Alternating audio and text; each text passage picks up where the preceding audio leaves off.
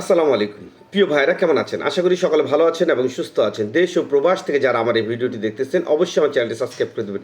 প্রিয় ভাইরা, দীর্ঘ অনেক দিন পর আপনাদের সাথে আবারও আমার সাক্ষাৎ হচ্ছে। যদিও আমার চ্যানেলটি সাময়িক অসুবিধার কারণে আপনাদেরকে আমি সঠিক কোনো নিউজ দিতে পারতেছিলাম না, এবং যেহেতু আমি একটি নতুন চ্যানেল খুলেছি, যে চ্যানেলটিতে আপনার এই ভিডিওটি আপনারা দেখতে পাচ্ছেন, এই চ্যানেলটি আমার নতুন।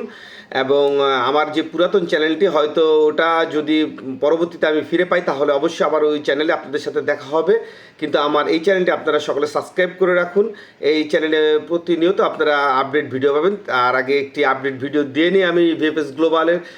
গত বৃহস্পতিবার আপনারা জানেন যে 25শে ডিসেম্বর বন্ধ ছিল।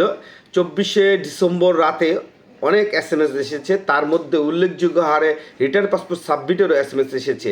তবে একটি বিষয় আপনাদেরকে বলে রাখি, বর্তমান সময় স্ক্যান কপির প্রচুর পরিমাণে রিজেক্টের এসএমএস আসতেছে, এবং এই সকল এসএমএসের যেই স্ক্রিনশটগুলো বা এসএমএসের যেই ভিডিও বা যেই এগুলো আমি আমার Facebook page Mohammad Abu Saeed blog, এই ব্লগের ভিতরে আমি ওইগুলো দিয়ে থাকি। আপনারা ওইখান থেকে নিয়ে দেখতে পারেন, এবং আমার ইউটিউব চ্যানেলে সকল ধরনের তথ্য আপনারা পাবেন।